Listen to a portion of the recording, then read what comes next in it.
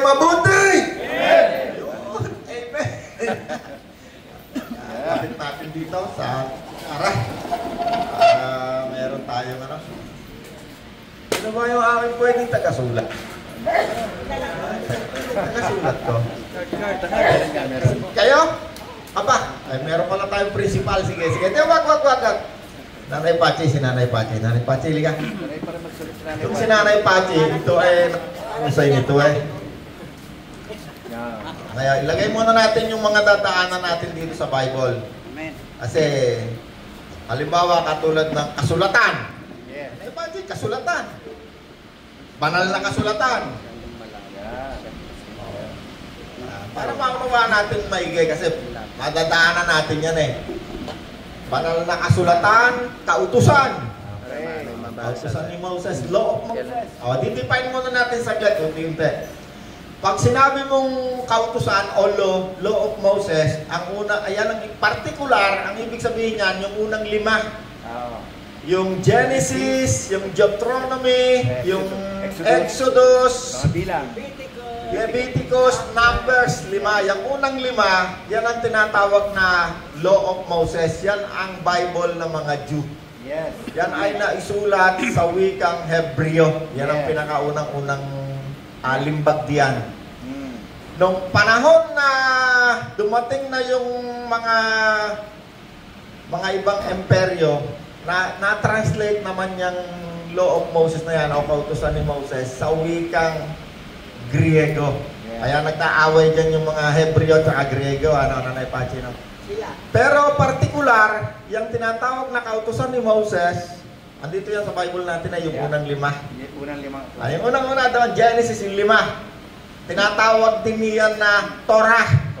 Kasi itong Bible natin nung araw, hindi naka-compile yung napakaraming book. Hindi ganyan.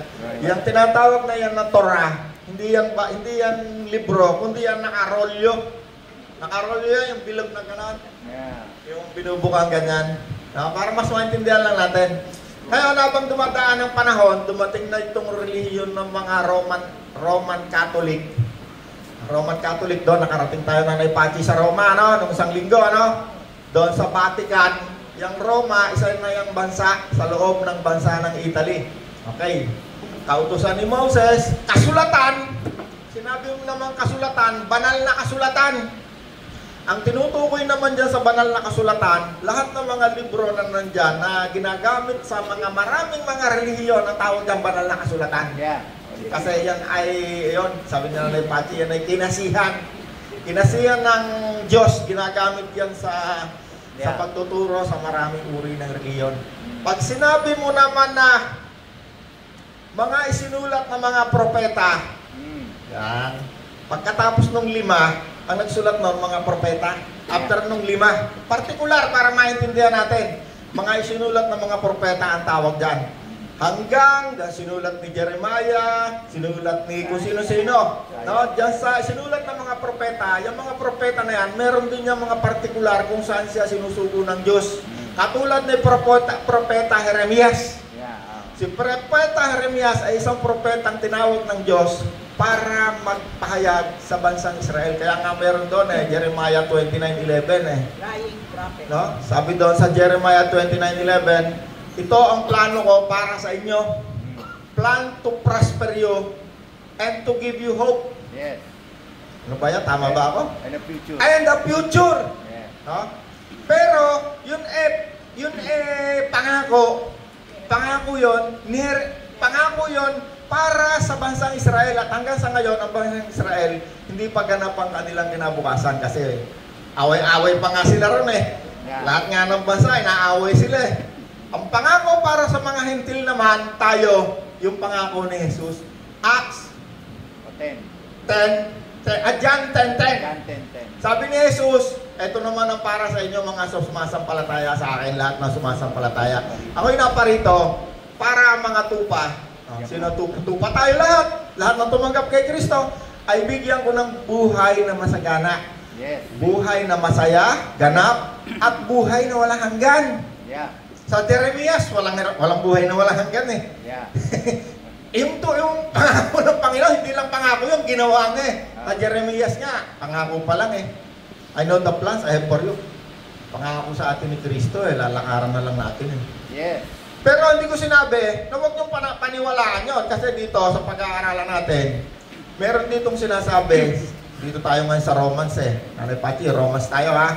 Tingnan natin kung makakaguwanta tayo. Ilang Bible study. Nakatatlo na yata tayo eh. Nasa Romans 1 pa lang tayo eh.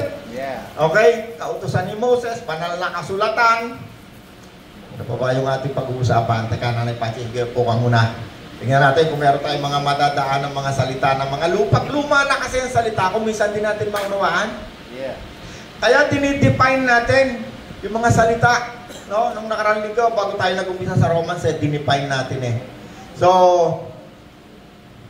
Romans, so balikan natin saglit sa Romans chapter 1, tapos pupunta tayo sa 2. Saglit lang to, napakaganda. Sobrang ganda. Talagang pag binabasa ko to, para akong kumakain ng para akong kumakain ng sariwang isda. Yeah. Makasarap. Amen.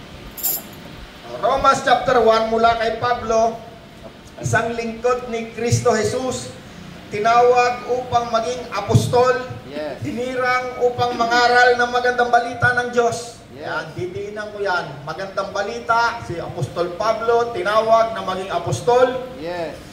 At siya'y hinirang para mangaral ng magandang balita. Yan ang specific na role ni Apostol Pablo. No? Pag sinabi mong apostol, ito ay, ano bang definition ng apostol, bishop? Nakikipag-usap sa Diyos. Tama ba ako? No? Apostolic ministry. No? Actually, si Apostol Pablo, hindi ito kasali sa 12 eh. Ito ay isang mamamatay tao. Oh, mamamatay tao itong si Apostol Pablo. Bakit marami na itong pinatay? Ang isa sa pinatay nito, yung mga ngaral na sino to? Yung nangangaral, si Esteban. Siya ay kasapakat doon kasi siya yung ganun ang kanyang damit. Oo, okay. Mamamatay tao ito. Hindi lang mamamatay tao, talaga sobrang sama niya. Bakit? Ang pinapatay niya yung mga taong gustong sumunod kay Kristo, yeah, na mga Hudyo. Pero pag hindi ka naman Hudyo, hindi ka nasakot kasi yung mga Roman soldier, hindi nga kaya yun, hindi yung Hudyo. Yeah. Alright, okay.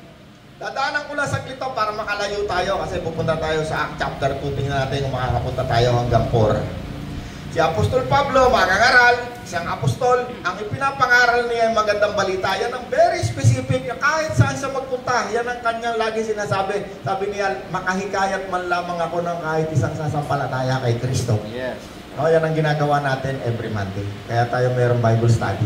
Para man lamang kahit isa, alam ko naman na hindi tayo lahat sumasampalataya kay Kristo. Pero kahit man lang isa. Bakit? Kasi sabi ng Bible, kahit isa lang ang sumampalataya, tumalikod sa kasalanan, yes, abay, nayag-yag natin ang langit, nagkakasiya, yuyug-yugan. Yes. No? Yun ang pinakamahalaga ron. Yes. Okay, andar tayo konti. Talon ako dito sa ano yung number ng Bible ko yun, nawawala. Okay. 1. Ay, ang number nawawala na. Pinatunayan ng banal na espiritu. Ano ba ito? 1, 2, 3, 4. Wala nang number. Tingnan natin sa 3. 3 yata ito. Pinatunayan ng banal na espiritu na siya ay anak ng Diyos sa pamamagitan ng isang kapangyarihang gawa ng kanyang muling pagkabuhay. Anong version mo isasayin? 4 na, 4 yung 4. Romans 1:4. Sa pamamagitan niya, tinanggap namin ang mula sa Diyos ang kaloob na maging apostol. No? Sabi ni Pablo, ang pagiging apostol niya, walang nag-anoint sa kanya, walang nagsugo, kundi ang Diyos, yes, mismo. Si Kristo mismo. Yeah. Kaya nga kayo, pag ikaw ay nangaral, ako malimit, ako yung kinukustyon eh. Hero yan. Pangaral ka ng pangaral. Sino ba yung nag-ano sa'yo? Sino ba yung nag-ordain sa'yo? Sabi ko naman, ako maraming gusto mag-ordain sa akin eh, pero ayaw ko ako. Bakit ka ako? Kasi brother lang naman ako eh. Ang aking akong particular na assignment kay Lord, mangaral lang. Magbahagi lamang ng salita ng Diyos. Yeah. Hindi naman ako pastol, nakatulad nyo. O bishop. para malinaw. Okay. Upang ang mga hentil, no, ito napakalinaw rito si Pablo kasi apostol ng mga hentil. 5. Sa pamamagitan niya, tinanggap namin mula sa Diyos ang kaloob na maging apostol upang ang mga hentil ay akayin sa pagsunod na naaayon sa pananampalataya. Ayun. Ayun, no? Papasok na tayo dyan sa ngayon sa pananampalataya at saka yung kautusan kasi itong Roma, ubod na sarap basahin. Pag ito naintindihan mo ang Bible, maintindihan mo. Kasi ito, pinapaliwanag dito, sino yung hentil, sino yung Hudyo. Nung nakaraang linggo, inano na natin yan, yung hindi tuli. No? Pag sinabing hindi tuli, Hudyo. Pag sinabing hentil, tayo yon, mga Gentile believer. Sino nagbigay ng pangalan na yan? Mga Hudyo. Sila ang tumawag sa atin yan. Pag ikaw hindi Hudyo, ang tawag sa'yo ng Hudyo. Hentil. Kung minsan, takot silang tawagin ng hentil, pagka may kapangyarihan, yung mga Griego, tawag nila Griego, pero yun ay kasali sa Hudyo, hindi lang nila ikaw na hentil kasi nung panahon na yon, mayayaman yung Griego. Kumbaga, nung panahon na ang Panginoon ay dumating dito, ang sikat na salita, yung Hebrew, wala na yan, tinarranslate na yan nila yung Bible sa Greek. Yung iba naman, tinarranslate ng iba sa Latin. Kasi ang imperyo ng panahon na yon, ang nagsasalita doon, yung Rome, pag nakatira yan sa Greece, edi Greek. Pag naman yan ay nakatira doon sa kabilang partido, edi Latin. No? Hanggang ngayon, magkaaway yan. Ewan ko, napalitan ba yung namatay na Napalitan na ba? Sino ba ngayon ng Papa? Santo Papa. Yung kabila dyan, Santo Papa, nahati yan ang unang-unang reliyon na natatag sa daigdig, Roman Catholic. According sa history. Pero ang Kristyanismo, hindi nawawala yan. Hindi lang yung kabilang sa mga history kasi ang turing sa mga Kristiyano nung umalis si Kristo, mga tulisan. Ang turing sa mga Kristiyano nung panahon na yan, bago dumating yung 300 years bago si Kristo, ang turing sa mga mananampalataya ni Kristo, mga underground yan. Nagseservice yan sa mga sementeryo, sa mga ilalim ng mga bahay kasi nakatago sila. Ayaw nila, hindi sila tinatanggap ng daigdig. No? Kaya doon sa Roma, may history na nung nagkaroon ng malaking sunog doon, ang pinagbintangan yung mga Kristiyano. Kasi mga mga Kristiyano, tayo kumakain ng laman. Kasi pagka nag-ano ng ostya, ito laman ito. Kaya ang turing sa atin ay mga rebelde, mga pasaway. Buti na lang yung ina ng unang-unang reliyon ng Roman Catholic, si Sophia. No? Tama ba? Si Sophia Hagia? O hindi? Yung nagtayo ng mga simbahan sa Israel. Punta ka ngayon na Israel, puro simbahan ng Katoliko. No, yung Katoliko na yan, naghati yan, Greek, Latin, yung isa Papa, yung isa naman Mama. Kung kilala nyo sa London, UK, Elizabeth. Yan ang isang kahati niyang religion na yan. At magmula noon hanggang ngayon, naghati-hati na yan hanggang nakarating yung tinatawag natin, ang una tawag sa atin, mga protestante. Lahat tayo tawag sa atin, protestante. Ngayon, nag-divide na ngayon yung protestante, nagkanya-kanya na ng pangalan. Mayroong Baptist ni Nanay Pachi, may ano-ano. Iba-iba na ang pangalan. Pero ang pinakamahalaga, pupunta pa rin tayo doon sa pinakabuod, sa pinakapundasyon. Ang pinakamahalaga, pananampalataya. Hindi relihiyon. Sapagkat walang relihiyon makakapagligtas sa bawat isa. Si Kristo lamang. No, walang tamang relihiyon. Relihiyon ni Kuya Soseng, relihiyon ni Bishop. Walang tamang relihiyon. Walang makakapagligtas sa iyo ng tamang relihiyon. Ang tagapagligtas lang si Kristo. At ikaw ay maliligtas lamang sa pamamagitan ng pananampalataya. At paano ka naman makakakaroon ng pananampalataya? Kakaroon ng pananampalataya ang isang tao, katulad nung ginawa ni Pablo, siya ay nangaral.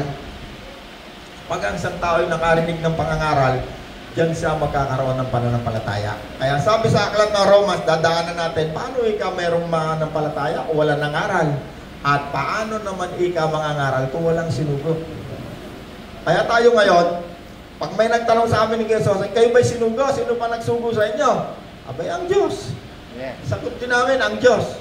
Kasi wala naman kami ginagawa, kundi mangaral lang. Hindi naman kami nagtuturo ng doktrina, kaya nga wala akong libro dito Yung notebook ko na yan, puro verse lang naman din yan. Yes. Okay, tuloy tayo. Pananampalataya kay Kristo, yan ang tinutulong ni Pablo. Okay, dito na 1:20. Tumalon na lang ko uli. Balikan ko lang yung nakaraan natin linggo. 1:16. Hindi ko ikinahihiya ang magandang balita, sabi ni Apostol Pablo. Pero magandang balita lang, very simple lang magturo si Apostol Pablo, pinapahirap lang yan ng mga kanya-kanyang religion. Pag nagturo ito iglesia ni Nanay Pachi, iba ang tuturo niya, mga theology na kung ano-anong pinormula sa kanilang libro yan. Pag ito naman iglesia ni Kuya Toradyo, abay nakaw, lalong mas matindihan. May formula rin yan. May isang Diyos, mayroong Diyos na tao, mayroong si Kristo ay kung ano-ano. Pero pag basahin mo Bible, pare-pareho, walang magkasalungat. Wala kahit isa. Okay? Sabi ni Apostol Pablo, hindi ko ikinakahiya ang magandang balita. Bakit? Sapagkat ito ang kapangyarihan ng Diyos para sa kaligtasan ng bawat sumasampalataya. Unay sa mga Hudyo at sa mga Griego. Ayun, pinangalanan siyang Griego kasi hindi na kaya yung mga Greek, mayayaman niya, ituturing niya sa mga Gentile, mga Hintil, ibig sabihin nun. Ang kaligtasan ay dahil lamang sa pananampalataya. We are saved by grace through faith. Yes. No? Napakalaking bagay ang pananampalataya. Kung walang pananampalataya ang isang tao, hindi mo paniniwalaan na ang daigdig ay nilikha ng Diyos sa pamamagitan lang ng salita. Hindi mo mapapasaya ang Diyos. You cannot please God without faith. Napakarami, napakahalaga, sobra. Okay, tuloy pa tayo. Dinaanan ko lang yung mga dinaanan natin noong nakaraang linggo. Punta na tayo sa 2. Hindi kasi tayo matatapos kung isa-isahin ko yan. Didiinan ko lang yung ilang mga dilagyan ko ng diin dito. Roma 2:19. Purong pa. Sa 7, Roma 2:7. Roma 2:7, buhay na walang hanggan ang ibibigay niya sa mga taong nagpapatuloy sa paggawa ng mabuti at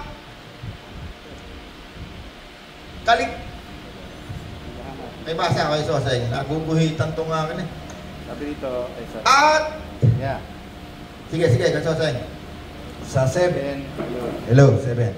Ang mga nagpapatuloy ng paggawa ng mabuti sa paghahangad ng karangalan, kadakilaan at kawalang kamatayan ay bibigyan niya ng buhay na walang hanggan. Ayong dadawat matinding galit at puot ang babaksak sa mga lumilika ng pagkahabahagi at ayaw sumunod sa katotohanan kundi sa kalikuan. Paghihirap at kapigatian ang daranasin ng bawat gumagawa ng masama. Hold, kayo sosay, ano? Meron tayong dalawang salita dyan eh. Masama at mabuti. Paulit-ulit lang yan. Paulit-ulit na ginagamit yon. Anong dulot ng pagkapananampalataya natin? Magdudulot ng kaligtasan at tayo'y gagawa ng mabuti. Yes. Kaya ang salita ng Diyos yan ay kapangyarihan. Ano yan? Kapangyarihan para ikaw lumayo sa kasamaan. Amen. Tuloy pa natin. Kunti pa. Saan na tayo? Anong verse na yan? Verse 9. Okay, sige. Paghihirap at kapigatian ang daranasin ng bawat gumagawa ng masama. Okay, masama. Una ang mga Hudyo at gayon din ang mga Griego. Hold. Yan. Ano ang dulot ng paggawa ng kasamaan o kasalanan? Paghihirap at kapigatian. At kapigatian. O bakit? Abay kasi, lagi natin pinag-uusapan. Abay pag sa Pastor EJ, may bisyo lang na sigarilyo at saka inom. Pag uwi niya, sigurado, malungkot ang asawa niyan, malungkot ang pamilya, away yan. Wala pang pera yan. No? Kung sigarilyo naman, lagi natin kinukwenta. Pag nanigarilyo ka, 10 piso, isang sigarilyo, isang buwan. Abot ng magkano? 3,000. 3,000 10 piso, times 10, isang araw, times 30, 3,000. Sa isang taon, 30,000. Abay, sibiro mo kahirap hanggang mangyayari sa'yo. Yung trabaho mo, inubos mo na lang sa isa lang kasama na. Kaya maraming tao hindi alam, bakit ito yung sigarilyo ay kasamaan? Abay, paghihirap ang dulot niyan. Tipin mo, nagtatrabaho ka, 30,000 uubusin mo, wala kang kamalay-malay. Kaya ang demonyo, galit na galit sa akin yan kasi na-expose yung kanyang pagnanakaw. Kasi magnanakaw, hindi naman niya sasabihin paano siya magnakaw eh. Yes, that's right. Wala tayong kamalay-malay, yung mga tao, every time ikaw ay gagawa ng kasamaan o kasalanan, ang dulot niyan ay kahirapan at kapighatian. Yes. Amen? Yes. Bek? Ito naman, si Bebek ba yun? Okay, sabi ni Bebek, ba't ako hindi ako naghihirap? Ay, kung ikaw ay hindi naninigarilyo, hindi ka nagiinom. Isang taon lang, meron kang isang bagong tricycle na pamasada. Yes. 30,000, no? Hindi lang yun. Nako. Tingnan natin mabuti, ha? Saan na ba tayo? Talo na ako. 10 na tayo. Sige, Kuya Soseng, tuloy-tuloy mo lang. Ngunit karangalan, kapurihan at kapayapaan ang tatamuhin ng bawat gumagawa ng mabuti, unang mga Hudyo at hindi ng mga Griego. Okay. Ano naman ang Tatamuhin. mangyayari kung ikaw naman ay lumayo sa kasamaan? Ikaw naman ngayon ay gumawa ng mabuti. Yeah. Karangalan, Kapurihan, kapurihan, kapayapaan. kapayapaan. Yeah. Ako po, kaya sabi ng Panginoon sa John 10:10 ako'y naparito upang ang tupa. Tayo yon.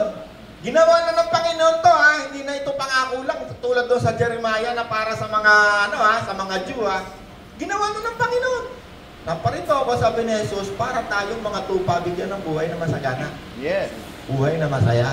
Yeah. At buhay na walang hanggan. Amen. Kaya pag ako papipiliin ako, anong gusto mo? Jeremiah 29 na pangako lang? O dito sa ginawa na? Dito ako, kasi may buhay na walang hanggan dito Ginawa na ng Panginoon to Yeah. Lalakaran ko na lang to Sige, doon ko sa pangako. Di mo alam kung kailan mga pangako yun sa bansang Israel doon sa kautusan Jeremiah, tinawag ng Diyos para sa bansang Israel mangaral.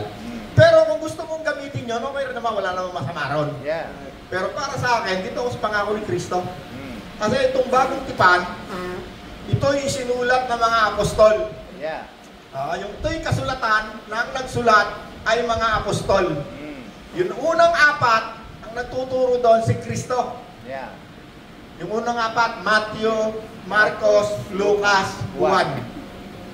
Lahat na nagtuturo doon, basahin mo ang nagtuturo si Kristo. Yan ang pinaka napakagandang basahin mo. Basahin mo yan, ang nagtuturo si Kristo. Tawag din sa kanya, kasulatan. Banal na kasulatan din siya, pwede mo tawagin. Yeah. Pero ngayon, naka-compile na ngayon siya. Ayan, wala nagtatanong sa inyo. Pero wala, sino ba gumawa ng Bible? Sige, sino makakasagot? Sino gumawa ng Bible? Sino nag-compile pala? Nag-compile lang, yung parang nag-book. Kasi nung araw, hindi nga yan libro, yan roll, yung scroll, tawag ka, yung nakabilog na ganyan. Pagpunta ka doon sa Israel, pasampasan niya ng mga Jew, babasa sila, ginaganyan. Hindi libro. Tawag nila Torah. Kasi ayaw nilang baguhin yon. At nakasulat pa rin yon sa wikang Hebreo. Yeah. Kasi yung mga Hudyo, pag nagpunta ngayon sa Israel, ang unang gagawin niya, tuturuan muna ng wikang Hebreo. Yun ang official na wika ron, although marami rin nag-English doon. Yeah. Alright! Maraming bishop mababalatik na naman ako. Okay, dito tayo ngayon sa 14. 40. Yeah. Ano kayo, Soseng? Yeah. Kapag ang mga hintil, ay di pala, teka, dito muna ako sa 12. Yeah. Kayo, Soseng. Ako na. 12. Ang mga hintil, okay, alam na natin, tayo yun, Gentile believer. Ang mga hintil ay walang kautusan ni Moses. Ayan yung nakalagay tayo, kautusan ni Moses. Law of Moses. Linaw niya hindi na kailangan pagdebatihan niya, very simple, Ang mga hintil, sino rito ang Gentile believer? Raise your hand. Ayun. Sino rito ang Hudyo? Taas ang kamay. Wala pa. Wala. Itong ating ginagawa, ito ay paglilinaw lang. Hindi ko sinasabi na yung Old Testament o yung mga kautusan ni Moses, huwag nyo basahin. Hindi nyo maintindihan ng Bible pag hindi nyo yung binasa. Kailangan basahin nyo yun. Lahat yung nandito sa Bible, kailangan basahin nyo. Para mas maunawaan ninyo ang Bible. Kasi, minsan nagsabi ako alam nyo ka ako, yung Bible na yan, pag hindi mo yan naintindihan, pag binasa mo yan, akala mo para sa'yo yan. Hindi makakabuti sa'yo yan. Marami nagbasa ng Bible na yan, hindi niya naintindihan. Yung kanyang bukid hindi tinataniman kada ikapitong araw, ikapitong taon. Kasi doon sa Old Testament, meron doon nakalagay, huwag mong tataniman ng limbukid. Yeah. Kada ikapitong taon. Meron pa isa, kabahaba ng balbas, Kristiyano. Kasi kitang-kita kayo dyan sa kasulatan. Huwag raw ako mag-aahit. Abi talaga naman, kalinaw-linaw, huwag ka mag-aahit. Yeah. Kaya pupunta ka doon sa Israel, wala kang makikita roon na walang balbas. Pag lalaki, hindi ka pwedeng walang balbas. gagarotehin ka. Kasi ang bawat pagsuway sa kautusan ni Moses, may parusa. No? Merong parusa. Merong paron. Ako na maraming samot-sari na ginagawa ngayon ng mga tao kasi hindi nila naintindihan ng Bible. Ang nagtuturo sa kanila yung mga religion, mga inaral na mga tao. Pero pagbasahin mo yung plain na Bible, very simple. Walang confusion. Mag-aaway lang dyan, magko-confuse yan kapag ikaw tinuruan ka ng mga dalawang magkaibang religion. Kahit yung tagapagturo nila, magkakaaway yan. Paggaling niya sa eskwelahan, magkakaaway yan. Sigurado magbubaknata niya, magsasabulutan. Bakit? Pagkasalungat yan, turo niya. Pagkakasalungat. Kaya kami ni Kuya Jose, pag kami nagbasa ka namin ng Bible, wala kami hindi pinagkakasunduan. Bakit? Bible lang kami basihan. Hindi doktrina, tinuro ng mga tao at samot-saring religion sa mundo nito. Okay, tawag tayo. Ang mga hentil, Pastor AJ, hentil ka ano? Diba? Tayo lahat, diba? Wala tayong kautusan ni Moses. Yes. Okay? Yeah. Sila ay nagkakasal at paparusahan nang hindi batay sa kautusan. Yes. Tama, di ba? Yeah. At ang mga hentil naman, at ang mga Hudyo, ay mayroong kautusan. Okay. Yeah. Napakaluminaw, ano? Hindi na kailangan ng English eh. Tagalog lang tayo lahat eh, ano? Malinaw na malinaw, kahit grade 1, kahit hindi nag-aral, maintindihan eh. Pero mag-aral ka sa eskwela. Eskwela ng mga bishop, malalo ka manilito. Hindi ko sinabi masama mag-aral ha. Mag-aral tayo lahat.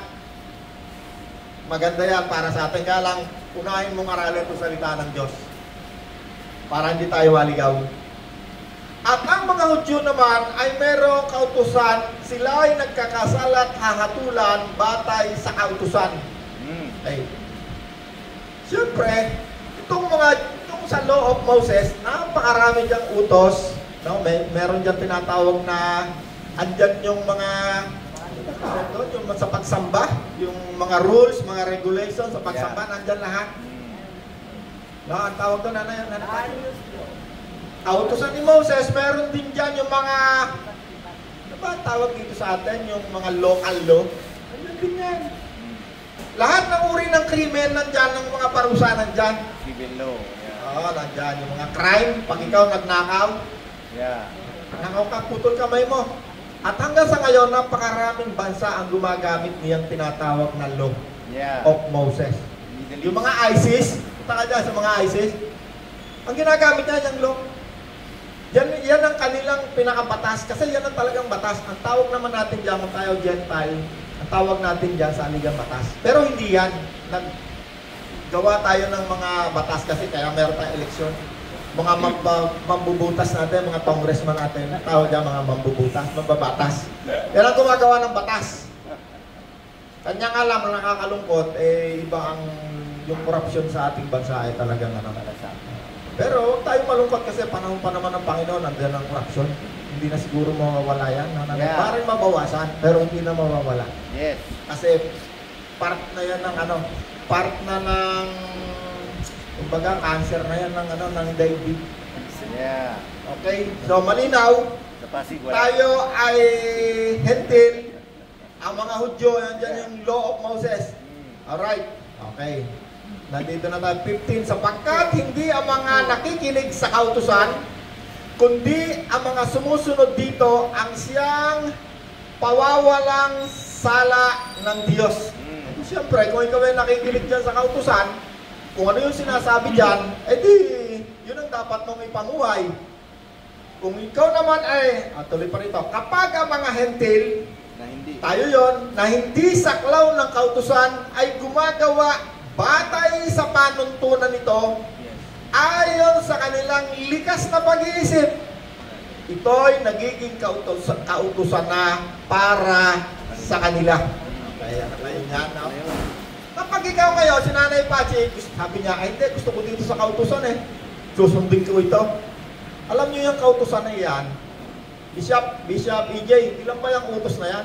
600 plus daw yan, 613 na utos. Yung kautusan na yan, kapag ikaw ay merong sumablay dyan, kahit isa, makasalanan ka pa rin. At walang kahit isa mang tao, sabi ng Bible, na nakatupad ng kautusan. Kaya sinabi ng Bible, si Jesus lamang ang kaganapan ng kautusan. Siya lamang ang kaisa-isang tao na kahuli-hulihang naging kaganapan ng kautusan. Yeah. Kasi dyan sa kautusan na yan, meron diyang taon-taon nag-aalay sila yung pinagdiriwang nating mahal na araw. Yes. Sa loob ng isang taon, lahat ng mananampalatayang Hudyo pupunta roon sa Israel, pupunta roon sa templo, mag-aalay yung pinaka-holy, yung priest nila, high priest. Kaya may palitan doon ng pera. Pag tayo mga Hudyo, pupunta tayo roon. Kung Kuya Sosing ay nasa Japan, ako ay nasa Pilipinas, pupunta natin doon, yung pera natin, papalitan natin kasi mag-aalay tayo roon. Bibili tayo ng mga handog. Yung pinakahuling handog na nangganap doon, kaya sinabi si Kristo ang pinakagumanap sa kautusan, si Kristo mismo ang inihandog doon, yung kanyang dugo. Yes. Kasi yung high priest, yung pinag-usapan natin noong nakaraang linggo, may tali ng bell, may tali sa paa. Pag pumasok doon, kailangan naririnig may gumakalamba. Kabuhay pa itong pare kasi pag mayroon siyang kasalanan, patay siya. Yeah. May tali naman siya kasi kung patay na, hihilahin siya kasi hindi ka makakapasok doon sa templo na ginawa ni Solomon. Yeah. Na ikaw ay mayroong kasalanan. At ang pumapasok lang doon, yung high priest. Punong. Para mag-usik ng dugo, mag-alay ng dugo. Yeah. Okay. Ngayon! Saan na tayo kayo, Jose? Anong binasa natin? 2:13. Nasaan na lang tayo? 14. Yun na yung binabasa natin, wala tayong formula. Bible lang natin binabasa, ha? Okay, talo na tayo. 2:17. Yeah. Na tayo sa 17. Ngunit ikaw na nagsasabi na ikaw ay isang Hudyo, teka, talo na ako. Dito na ako sa 29. 29. 2:29. Ang tunay na Hudyo Ang tunay na Hudyo ay ang tao. ay ang taong nabago sa puso at kalooban ayon sa Espiritu at Yes. hindi ayon sa kautusang nasusulat. Mm. Ang papuri ng taong iyon ay mula sa Diyos at hindi mula sa mga tao. Okay. Amen. Sabi ni Apostol Pablo, yung palang tunay na Hudyo, hindi, kasi yung mga Hudyo tinutulik, ang tawag sa kanila sila yung mga tuli Yeah. Sabi ni Apostol Pablo, ang tunay na Hudyo ay yung nabago, yung kalooban, yung Puso. Kalooban. nabago sa puso at kalooban ayon sa Espiritu. Amen. Kasi ang Espiritu ay nagbibigay ng buhay. Ito naman kautusan, ito ay nagdudulot ng kamatayan. Yeah. Okay? Kaya tayo ngayon, nung tinanggap natin si Kristo, ano nagkaroon tayo? Espiritu ni Kristo. Yes. Kaya sabi ng huli natin pinag-aralan kapag wala sa isang tao ang Espiritu ni Kristo, hindi kay Kristo ang taong ito. Ewan ko si Kuya Toranjo, kung may Espiritu ka ba ni Kristo? O baka mabuti alam natin sino Espiritu nandito. No, marami kasing tao, Diyos Espiritu Santo, Diyos Espiritu Santo. Pero tanong mo, sino ba yung Diyos Espiritu Santo mo? Hindi niya kilala, hindi niya alam. No? At ang pagkakilala niya sa Diyos Espiritu Santo hindi yung pangalawa doon sa Diyos. Kasi doon sa Genesis, sabi niya, in the beginning, God created heaven and earth. And the Spirit of God, ika yung Holy Spirit, kakaiba doon sa kumreate ng ano. No. Ito, napakalaking mga kaligawan. Yeah. Kasi ang Diyos, ang napakaunang utos dyan sa Old Testament, sa New Testament, huwag kang gagawa ng ibang Diyos maliban sa akin. Yeah. Paparusahan ka hanggang sa ika-4 ng sali ng lahi mo. 20, yeah. Maraming tao dahil sa napapaniwala sila na meron 3 Diyos, may 4 tangan Diyos, may Diyos pang babae, may Diyos na lalaki, may ama, may ina. No, yung Diyos ama nga, nagawa nila na ributo, meron pang ganun At si Kristo, hindi nila kilala. Okay, tuloy tayo. Wala. Pilipat ng hangin. 29. 29. Ang tunay na Hudyo yun, nabago sa puso at sa kalooban. Okay. 3 na tayo. 3 verse 1. Kung ganon, kung gayon, paano nakakalamang ang Hudyo sa hindi Hudyo? Kasi may mga nagtuturo ngayon na dahil sa sinabi rito na tayo na raw yung tunay na Hudyo, sila na nga talaga yung nagsusuot ng mga belo, may kandilarya ng pitong-pitong. Naligaw na sa dami ng reliyon. No, marami akong kilala talaga super talino, nag-aaral pa sa Israel 3 taon, doctorate degree. Ako, pag-uwi rito siya na raw yung Hudyo, may pista na sabot-sabot ng pista. Sabi ko, mas mabuti pa kami ni Kuya Soseng. Wala na Hudyo. Wala Wala na raw Hudyo, tayo na raw yung Hudyo. Hallelujah. Yes. 3. Kung ganon, paano nakakalamang Hudyo sa hindi Hudyo? Ano ang kabuluhan ng pagiging tuli? Napakarami. Una sa lahat, ang mga Hudyo ang pinagkatiwalaan ng mga pahayag ng Diyos. Ano ngayon kung hindi naging tapat ang ilan sa kanila? Ang ibig bang sabihin nito ay hindi na rin tapat ang Diyos? Hindi. Ang Diyos ay tapat at totoo. Kahit pasinungaling pa ang lahat ng tao. Ayon sa nasusulat. Alam nyo, pagpunta kayo ngayon ng Israel, sino karating na Israel? Pagpunta kayo ngayon doon, pag ikaw ay mangaral ng mabuting balita, alam nyo gagawin sa inyo ng mga tao ron? Duduraan kayo. May mga nakita ko sa YouTube, nangangaral, dinudog mga bata, pagdadaan, dinudura. Pati matanda, yung mga nakabelo. Dudura, meron na ba? Ako ng bata, babatuin. 4 na beses ako nakarating doon sa Israel, kahit isang Hudyo, di ako nakakita ng naniniwala kay Kristo. Sagot nila, ang Kristyanismo daw ay isang bogus na relihiyon. Hanggang sa mga oras na to, yung pangako ng Diyos sa kanila, di pa nangyayari. Pagmula nung umalis si Kristo hanggang sa mga oras na to, hindi pa nangyayari yung... Kaya nung ang Panginoon 70 years bago umalis, winasak yung templo kung saan yung kautusan ni Moses, nandoon lahat na regulasyon, paano sasamba, paano gagawin. Lahat ng detalye nandoon lahat. Winasak ang templo at hanggang sa ngayon ay hindi pa naitatayo. Kailan niya itatayo? Kapag ang mga bilang ng mga hentil na kompleto na, yung mga Hudyo na yan, haharap muli kay Kristo. Kikilala. Kaya hindi pa kompleto yung pangako sa kanila.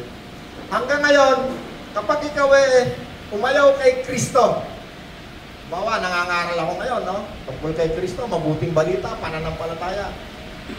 Pag tinanggihan mo si Kristo at tinalikuran mo ang mabuting balita at ikaw ay inabot ng iyong kamatayan, yun ang pinakamalaking pagkakamali sa iyong buhay. Pag namatay ka, alam nyo ang mamamatay lang sa tao, yun lang pisikal. Either ikaw ay mananampalataya o hindi ka mananampalataya, ang Diyos, pag yan ay lumika, wala na yung tapos, hindi na matatapos yan. Right. Pag namatay ang isang taong tumalikod sa mabuting balita, ang pupuntahan mo ay daigdig ng patay. Ang unang tawag doon ay pagkawalay ng walang hanggan sa Diyos. Right. Pag naman ikaw ay tumanggap kay Kristo ngayon, tatanggapin mo talaga si Kristo. Hindi katawan, espiritu. Yes. No, yung espiritu ng Diyos na siyang muling bumuhay kay Jesus. Yeah. At ang espiritu ni Jesus na magkasama, pag tinanggap mo, yun din ang muling bubuhay sa iyong katawang muling mamamatay. Yes. Kaya kailangan kilala mo sino ang Diyos, sino ang Panginoon. Sa Old Testament, malimay tinatawag siyang Panginoong Diyos. Yes. Di ba? Ang dami nating verse, isa lang ang Diyos. Lord God. Ang lumikha sa lahat ng bagay, isa lang ang Panginoon. Sa pamamagitan niya ay nilikha ang lahat ng bagay. Yeah. May naunawa tayo? Yes. Pag si Kristo ay tinanggihan mo sa iyong lifetime ngayon, hindi mamamatay ang iyong espiritu, pero mawawalay. Yun ang tinatawag na kamatayang espiritual. Hindi ka na, mawawalay ka na. Pagpunta mo sa daigdig ng patay, maghihintay ko ron, babalik si Kristo, hahatulan, great white throne. Hahatulan ka para itapong ka naman doon sa impyerno, dagat-dagatang apoy. Tayo namang mga mananampalataya, pag ikaw ay sumampalataya kay Kristo, pag ikaw ay namatay, iyakan namin yung katawan mo, yung bangkay, ang kaluluwa mo at espiritu, saan pupunta? Pupunta ko sa naroon ng katawan ni Kristo at ang Diyos sa langit. Kung tawag mo doon ay langit o paraiso, pupunta ka ron. Yes. Kasama mo si Kristo. Kaya makikita mo ron si Kristo. Right. Pwede mo rin makita ron si Abraham. Kasi dadaanan natin, pupunta na tayo ron, paano tayo naging mga anak ni Abraham? Yes. Ay, tumalon tayo. Ay, tayo pa na. Meron pa akong dadaan ng konti. Sa 3! Punta na tayo sa 3. Okay, hindi na pala tayo sa 3. 9. 3:9. Ano ngayon ang kalagayan ba natin mga Hudyo ay mas mabuti kaysa sa mga hentil? Hindi. Si Pablo nagsasalita rito kaya siya kasi isang Hudyo. Kaya Yeah. sabi ni Pablo, ano ngayon ang kalagayan natin ba Si Pablo kasi pag yan ay nangangaral, lagi yung may kasamang mga kapwa Hudyo. Kasama niya lagi sa pangangaral. Minsan naman may kasama rin sa mga hentil. Sabi ni Pablo, ano ngayon ang kalagayan ba natin mga Hudyo ay mas mabuti kaysa sa mga hentil? Hindi. Tulad nga ng aming Hindi sa napatunayan na ang lahat ng tao ay nasa ilalim ng kapangyarihan ng kasalanan, maging Hudyo o hentil man. Yes. Right. So, hindi ko mo sila Hudyo, sila banal na. Lahat ay nasa ilalim ng kasalanan. Okay, talon ako sa 20. Yeah. Walang taong Kaya pag walang sala. pinapawalang sala sa pamamagitan, sa paningin ng Diyos, Yeah. sa pamamagitan ng pagsunod sa kautusan. Yes. Okay, so pagdating sa kaligtasan, hindi tayo maliligtas tungkol din sa kautusan. Hindi tayo maliligtas. Walang tao Mapawalang na mapapawalang sala sa pamamagitan ng pagsunod. ng pagsunod sa kautusan. So, ikaw man ay Hudyo, ikaw man ay hentil, Mm. kung ang basihan mo ay ng kaligtasan ay yung mga utos na nandoon sa kautusan ni Moses, huwag kang mag-aahit, huwag kang kakain ng baboy. Sino kumakain ng baboy? Naman, naparami dyan, di mo makakain pag kumuha. No, kaya ang tawag ko dyan sa mga nagtuturo na ikapo, ng chichani, Chinese. Kasi yung mga Chinese, satsanihin niya yung masarap na ulan na kakainin. Ay, itong mga nagtuturo na to ngayon, kukuha ng chopstick, tsatsalihin doon sa Old Testament, ipapakain sa hentil. Matulad na limbawa nung 10% ng sweldo mo. Pag hindi ka mo binigay yan, ikaw ikay susumpain. Talagang susumpain ka. Kasi yun na nakasulat Kung, kaya tulad nung sinabi natin kanina, kapag ang isang hentil sumunod sa kautusan na ito, ng kautusan, ito yung nagiging kautusan para sa kanya. Mm. Talagang guilty. Guilty ka talaga. Bakit? Tinuro Tinuro sa kanya. Hindi niya alam ang nagturo sa kanya, tao. Pero, pag yun ay pinaniwalaan mo, kinain mo, didepensahan nyo ng pag-iisip mo. Magiging kang guilty pagka ikaw ay hindi nakasunod sa ilang mga utos na ito. Yeah. Alright! Punta na tayo sa 3. Dami kong gustong ituro sa inyo, pero basahin nyo to. Napakasarap basahin. Okay? Sabi rin sa 20, walang mapapawalang sala sa pamamagitan ng pagsunod sa kautusan. Yes. So ano sabi? Sapagkat ang ginagawa ng kautusan ay ang ipaalam sa tao na siya ay nagkasala. Alam niyo ba kung walang utos, walang kasalanan? Yes. Ito Ayan paulit-ulit yan Halimbawa, sinabi ng nanay ni Kuya Soseng, Oy Soseng, itong pagkain sa refrigerator, huwag mo itong kakainin Mm. Pero kung hindi yun iniutos ng nanay ni Kuya Soseng o ng nanay ko, abay kahit kainin ko lahat yun, walang kasalanan doon. Bakit walang utos Amen. Yeah. Pagkakaroon ka lang ng kasalanan, kapag ikaw ay inutusan at sinuway mo yung utos. Yes. Pero kung may utos man, sabi ni Kristo, kung meron masumpa dyan sa utos na yan, sabi ni Kristo, nung ako'y namatay sa krus, lahat ng utos na nandyan na sumpa dapat dadapo sa inyo, maging Hudyo ka, maging hentil, sabi ni Kristo, tinubos ko na lahat kayo sa sumpa ng parusa ng kautusang yan. Yes. Marami kasing tao naniniwala dyan sa kautusan hanggang ngayon kahit hindi Hudyo. Mm. Pwede mong gamitin yung mga prinsipyo. Nandun lahat ang magagandang prinsipyo. Okay. 22. Yeah. Kaya pag walang sala. Ginagawang matuwid ng Diyos ang lahat Yes. sa pamamagitan ng kanilang Pananalig. pananampalataya kay Jesus. Yes. Okay. May isa-isa ko lang. So, napakalinaw hindi mo kailangan mag-aral ng grade 4 o matuto ng English ano? Paano tayo pinapawalang sala ng Diyos? Pananalig. Pamamagitan ng pananampalataya kay Kristo. Yes.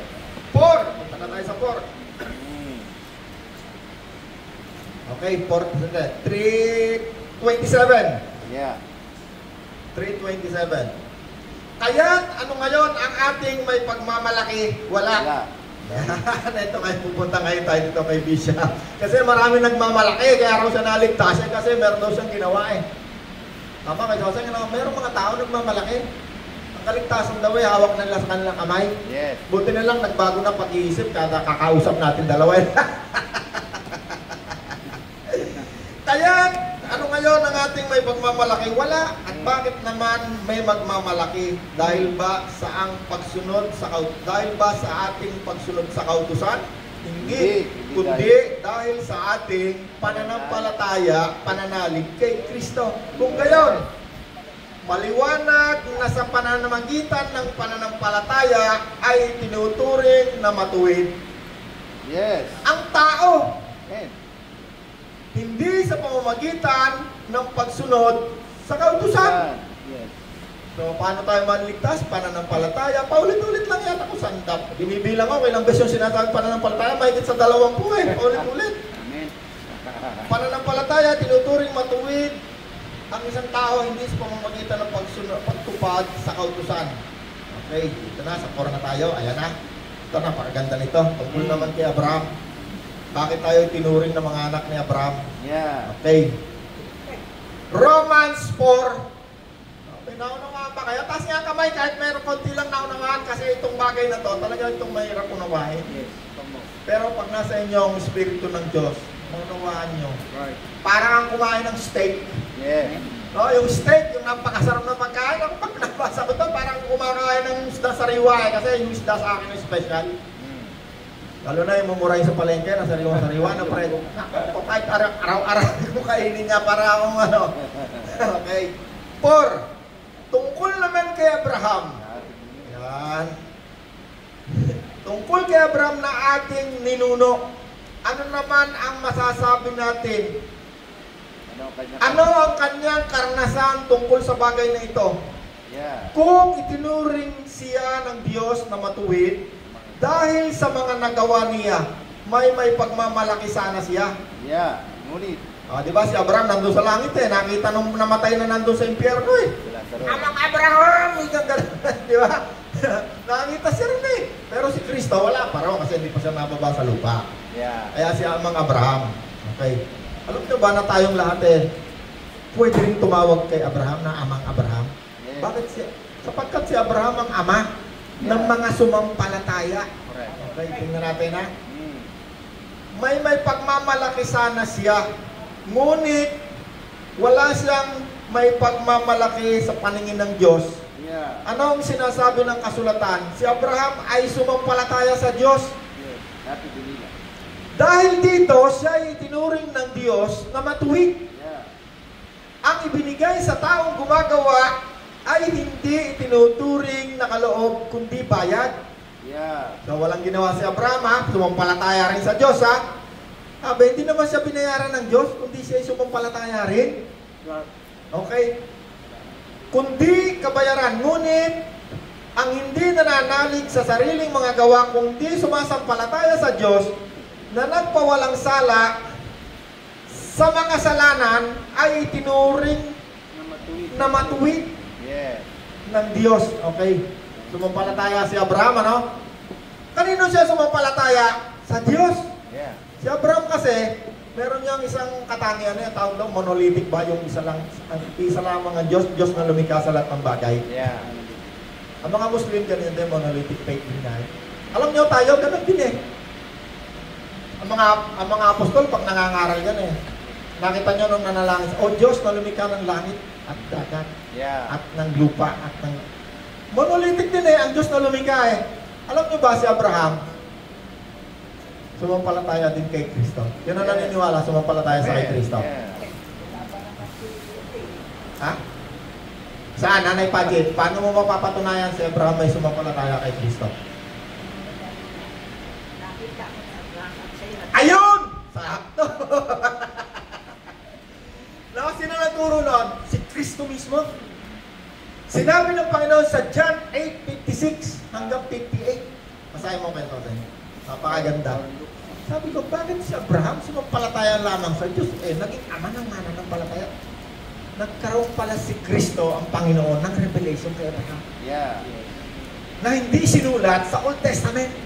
Yeah. Pero sinabi ni Kristo, nung siya nakikipagtalo doon sa mga Hudyo, sa ayaw maniwala sa kanya. No? Babatuhin siya eh. Sige ka sa paki. Natuwa ang inyong amang si Abraham nang mabatid na makikita niya ang araw na pagparito ko. Nakita nga niya ito. at siya'y nagalak. At siya'y nagalak. Okay? Tanong niyo si Abraham ano? Sumampalataya siya sa Diyos. Kasi ang Panginoon pala, may revelation sa kanya at nakita rin pala niya.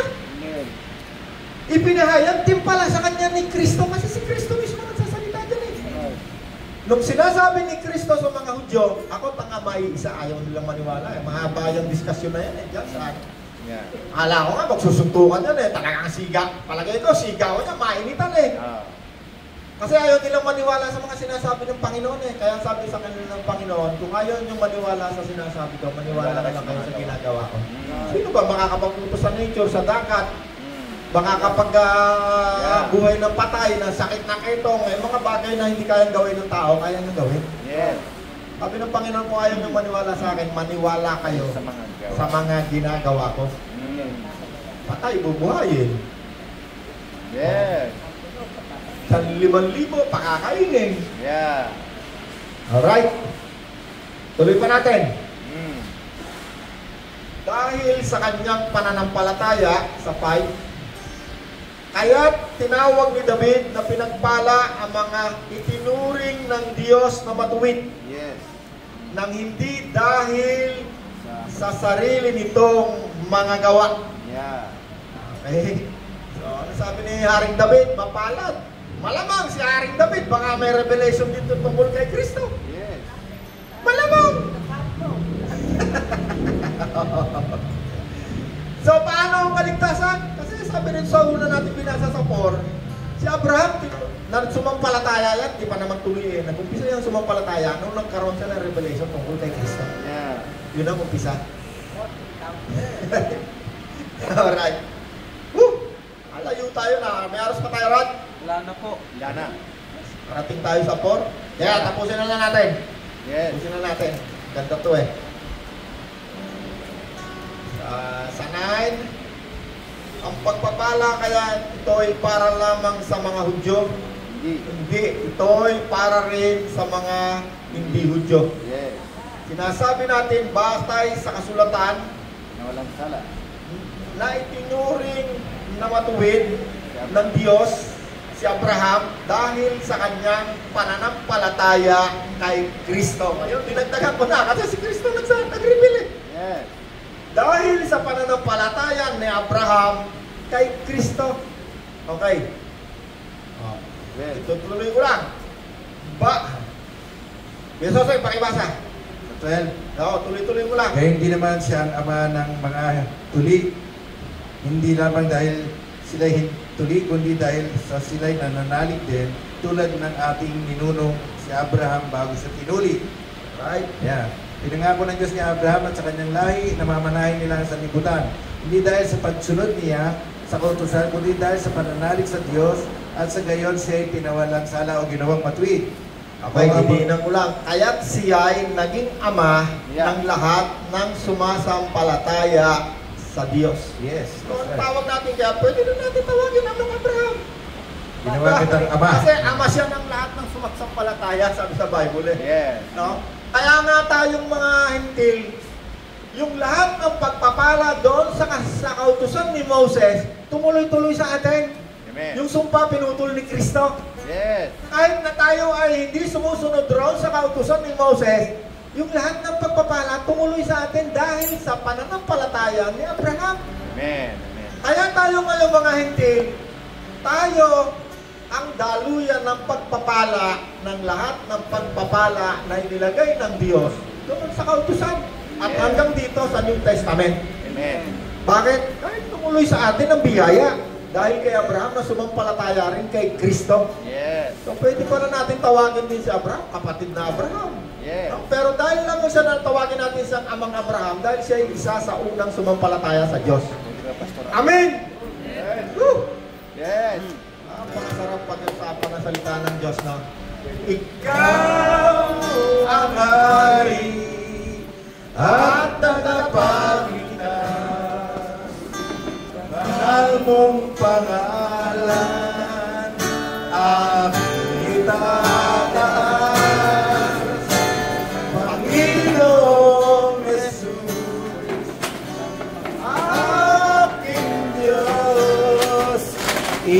alay.